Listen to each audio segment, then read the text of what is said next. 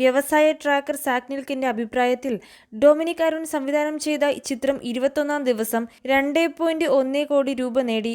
ഇത് ഇന്ത്യയിലെ മൊത്തം കളക്ഷൻ 126 കോടി രൂപയായി. ലോക ഇതുവരെ ഏറ്റവും കൂടുതൽ കളക്ഷൻ നേടിയ മലയാള ചിത്രമായി മാറാൻ എമ്പുരാൻ എന്ന ചിത്രത്തിന് 8 കോടി മാത്രം ബാക്കി. മഞ്ഞുമൽ ബോയ്സ്, തുടരും, 2018 എന്നിവയുടെ ലൈഫ് ടൈം കളക്ഷൻ ഈ ചിത്രം മറികടന്നു. വ്യവസായ ട്രാക്കറായ സാക്നിൽക്കിന്റെ അഭിപ്രായത്തിൽ ഡൊമിനിക് അരുൺ സംവിധാനം ചെയ്ത ചിത്രം 21-ാം ദിവസം 2.1 കോടി രൂപ നേടി.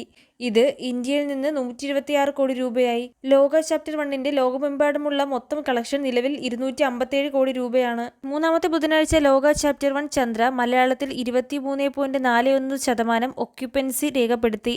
രാവിലെ ഷോകൾ 14.30%, ഉച്ചകഴിഞ്ഞ് ഷോകൾ 18.90%, രാത്രി ഷോകൾ 37.02% എന്നിങ്ങനെയായിരുന്നു ഏറ്റവും ഉയർന്ന ഒക്യുപ്പൻസി. തെലുങ്കിൽ ചിത്രം മൊത്തം ഒക്യുപ്പൻസി 14.38% രേഖപ്പെടുത്തി.